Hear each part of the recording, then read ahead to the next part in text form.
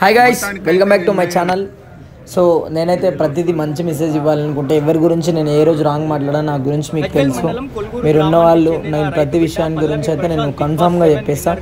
So ఈ పల్లవి ప్రశాంత్ ఏమి చేసిండు, ఏం తప్పు చేసిండు అని చెప్పి ఇట్లా మీరు చేయడం, ఈ విధంగా స్ప్రెడ్ చేయడం కానీ నెగిటివిటీగా చాలామంది మీడియా వాళ్ళకి యాంకరింగ్కి ఛాన్స్ ఇవ్వలేదు, ఇంకా మాకు బయట ఇవ్వలేదు, ఇవన్నీ చాలా చాలా విధాలుగా స్ప్రెడ్ అయితే చేస్తున్నారు.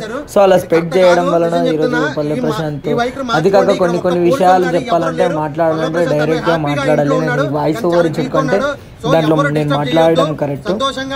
సో ఇదంతా అయితే మేము నిన్న వెళ్ళినప్పుడు వాళ్ళు కానీ బాధపడడం, అది కాక చాలా మంది అట్లా ఏం చేయకుండా అట్లా ఆ విధంగా ఎందుకు చేస్తున్నారు, స్ప్రెడ్ ఎందుకు చేస్తున్నారు, మీకు ఖచ్చితంగా ఒకవేళ వీడియో కావాలనుకున్నప్పుడు కొంచెం టైం ఆగాలి, మాకు వెంటనే కావాలంటే అతను కూడా ఇవ్వడానికి వీలు కాదు.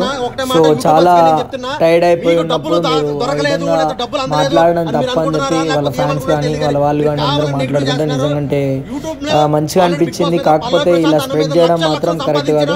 వాళ్ళ మాటల్లోనే వింటాం, ఏం మాట్లాడుతారో చూడండి. ఇంకా ఏవేవి వాళ్ళు చెప్పాలనుకున్నారో వాళ్ళ మాటలు వినండి.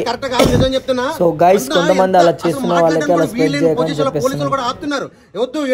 వెళ్ళిపోని అలాంటి టైంలో మీకు ఇంటర్వ్యూ కావాలంటే ఊరికి రండి, మా ఊర్లో మీకు ఎంతసేపు కావాలంటే అంతసేపు ఇంటర్వ్యూ ఇస్తా అని చెప్పి మాట్లాడాడు అన్న. ఆ మాత్రం అర్థం చేసుకోలేరా? రాత్రి 2-3 రోజుల నుంచి నిద్ర లేకుండా ఉన్న మనిషి ఎంత వీక్గా ఉన్నాడు. మామూలుగా అయితే తగ్గదలేని అంత గట్టిగా అరిచే మనిషి ఆ రోజున ఎంత వీక్గా ఉన్నాడు. అరే మినిమం కామన్ సెన్స్ ఉండాలి కదరా మీకు యూట్యూబర్స్. నేను ఒకటే చెప్తున్నా, డబ్బులు సంపాదించుకోవడానికి అడ్డమైన తమ్ముళ్ళు పెట్టొద్దు. దానికన్నా రోడ్డు మీద పోయి అడుక్కోవడం బెటర్. తప్పుగా స్ప్రెడ్ చేయొద్దు అన్న. నీకు మేమందరం ఉన్నాం, డెఫినెట్గా చెప్తున్నా. ఎక్కడ దాకా మేము వస్తాం. అరే కార్లు పగలొట్టారు అంటే పల్లవి ప్రశాంత్ ఫ్యాన్స్ అంటే లేబర్ నా కొడుకులా అంటే వాళ్ళే నా పగలగొట్టేది. అమర్ ఫ్యాన్స్ లేరా అక్కడ?